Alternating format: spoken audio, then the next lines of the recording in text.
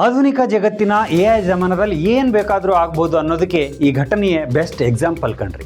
SA news ಕರ್ನಾಟಕದ ಸಮಸ್ತ ವೀಕ್ಷಕರಿಗೆ ನಮಸ್ಕಾರ. ನಾನು ಶಿವಾಜಿ. ಇದೊಂದು ಅದ್ಭುತ ಕತೆ. ಒಬ್ಬ ಸಾಮಾನ್ಯ ವ್ಯಕ್ತಿ, ವೈದ್ಯನೂ ಅಲ್ಲ, ವಿಜ್ಞಾನಿಯೂ ಅಲ್ಲ, ತನ್ನ ನಾಯಿಯ ಕ್ಯಾನ್ಸರ್ಗೆ AI ಬಳಸಿ ಲಸಿಕೆ ತಯಾರಿಸಿದ್ದಾನೆ. ಪಾಲ್ ಅವರ ನಾಯಿ ರೋಶಿ 2024ರಲ್ಲಿ ಕ್ಯಾನ್ಸರ್ಗೆ ತುತ್ತಾಗಿತ್ತು. ಕೀಮೋಥೆರಪಿ ಮತ್ತು ಸರ್ಜರಿ ವಿಫಲವಾಗಿತ್ತು. ವೈದ್ಯರು ಕೆಲವೇ ತಿಂಗಳುಗಳ ಕಾಲ ಬದುಕಬಹುದು ಅಂತ ಹೇಳಿದರು. ಆದರೆ ಪಾಲ್ ಬಿಟ್ಟಿಲ್ಲ. ChatGPT ಮೂಲಕ ಮಾರ್ಗದರ್ಶನ ಪಡೆದು ರೋಶಿಯ DNA ಪರೀಕ್ಷೆ ಮಾಡಿಸಿದರು. ಆಲ್ಫಾಫೋಲ್ಡ್ AI ಬಳಸಿ ಕ್ಯಾನ್ಸರ್ ಕೋಶಗಳ ದುರ್ಬಲ ಜಾಗಗಳನ್ನು ಗುರುತಿಸಿದರು.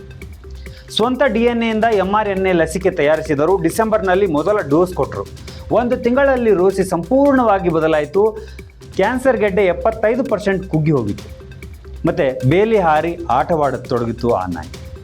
ವಿಜ್ಞಾನಿಗಳು ಸಹ ಇದು ನಿಜವಾಗಿಯೂ ಕೆಲಸ ಮಾಡಿತ್ತು ಎಂದು ಅಚ್ಚರಿಪಟ್ಟಿದ್ದಾರೆ. mRNA ತಂತ್ರಜ್ಞಾನ ಈಗ ಮಾನವ ಕ್ಯಾನ್ಸರ್ ಚಿಕಿತ್ಸೆಗೆ ಪರೀಕ್ಷೆಯಲ್ಲಿದೆ. ಪ್ರಶ್ನೆ ಏನಪ್ಪ ಅಂದರೆ, ಒಬ್ಬ ಸಾಮಾನ್ಯ ವ್ಯಕ್ತಿ ಲ್ಯಾಪ್ಟಾಪ್ನೊಂದಿಗೆ ತನ್ನ ನಾಯಿಯನ್ನು ಉಳಿಸಿದರೆ ಮನುಷ್ಯರಿಗೆ ಇದು ಇನ್ನೂ ಏಕೆ ತಡ ಆಗ್ತಾ ಇದೆ ಅನ್ನುವಂಥದ್ದು. ಈ ಬಗ್ಗೆ ನೀವೇನಂತೀರಿ? ಕಮೆಂಟ್ ಮೂಲಕ ತಿಳಿಸಿ. ಇದೇ ರೀತಿಯ ವಿಶೇಷವಾದ ವಿಡಿಯೋಗಳಿಗಾಗಿ SA ನ್ಯೂಸ್ ಕರ್ನಾಟಕವನ್ನು ಸಬ್ಸ್ಕ್ರೈಬ್ ಮಾಡ್ಕೊಳ್ಳಿ, ಫಾಲೋ ಮಾಡ್ಕೊಳ್ಳಿ. ನಮಸ್ಕಾರ, ಧನ್ಯವಾದಗಳು ವೀಕ್ಷಕರೇ.